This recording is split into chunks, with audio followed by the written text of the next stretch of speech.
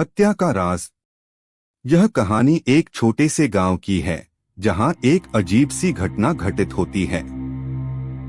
गांव का नाम रामपुर था, जिसमें सिर्फ कुछ ही घर थे और सभी लोग एक दूसरे को जानते थे। इस छोटे से गांव के भीतर एक पुराने हवेली का सिर्फ एक ही कमरा था, जिसे सभी लोग डर से भरा हुआ महसूस करते थे। हवेली का नाम था काली माँ का घर। वहाँ एक समय की बात है जब एक युवक नामक राज गांव में नए रहने के लिए आया। उसने सुना था कि हवेली में कुछ अजीब हो रहा है, लेकिन उसने इसे ध्यान नहीं दिया और वहाँ रहने का निर्णय लिया। राज ने हवेली में रहना शुरू किया और पहले ही रात से उसका दिल बड़े तेजी से धड़क रहा था। वह अपने कमरे के दरवाजे को खोलकर बाहर देखने के लिए खड़ा हुआ, लेकिन कुछ नहीं देखा। फिर एक रात जब सब लोग सो रहे थे, राज को लगा कि हवेली से कुछ आवाजें आ रही हैं। उसने खुद को संभालते हुए धीरे धीरे हवेली की ओर बढ़ते हुए देखा कि किसी औरत का रूप हवेली के बड़े दरवाजे पर खड़ा है। उस औरत का चेहरा सफेद साड़ी में ढका हुआ था और उसकी आंखों में एक भयानक सा चमक था। राज ने देखा कि वह औरत हवेली के अंदर चली जा रही है और रात के अंधेरे में उसकी आवाज घूम रही थी। राज ने दिल से कहा, यह कौन है और वह कहाँ जा रही है?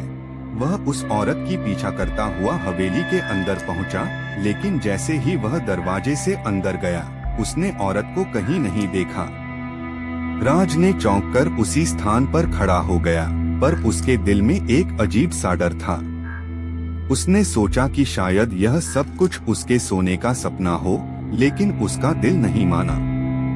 कुछ दिनों तक ऐसा ही चलता रहा।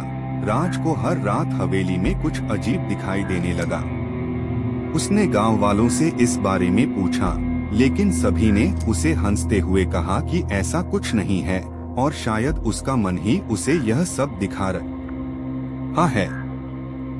राज ने हार नहीं मानी और एक दिन वह ने अपने एक दोस्त से मदद मांगी। उन्होंने मिलकर राज को हवेली में जाने का साहस दिलाया। जब राज और उसका दोस्त हवेली में पहुंचे तो वहां कुछ भी नहीं था। उन्होंने हर कमरे को चेक किया, लेकिन वहां कुछ भी नहीं था। राज का दोस्त हंसते हुए उससे कहता है, तू यह सब कुछ सोच रहा है, यहाँ कुछ नहीं है। राज ने अपने दोस्त के साथ हवेली से बाहर निकलते हुए कहा, लेकिन मैंने यह सब देखा था, यह सब रात को हो रहा था। उसका दोस्त मुस्कुराता हुआ बोला, शायद तू बहुतें रातों से बीमार हो रहा है या फिर तू नींद में है। राज को भी यह बातें समझ में नहीं आईं, लेकिन उसका दिल फिर भी डर से भरा रहता था। उसने अगली रात फिर से हवेली में कुछ देखा, लेकिन इस बार उसने दरवाजे को खोलने का हिम्मत नहीं की। राज ने अगली सुबह अपने दोस्त से सिर्फ एक सवाल पूछा, क्या हवेली में कभी किसी की हत्या हुई थी? उसका दोस्त बड़े गंभीर चेहरे से बोला, हाँ, बहुत साल पहले एक स्त्री की हत्या हुई थी और उसकी आत्मा अब भी यहाँ है। राज को अब सब कुछ समझ में आया। उस औरत की आत्मा हवेली में घूम रही थी और राज ने उसे देख रहा था।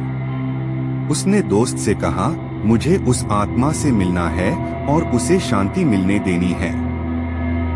उसका दोस्त निराश होकर कहता है, तू जा नहीं सकता, वहां जाना बहुत खतरनाक है।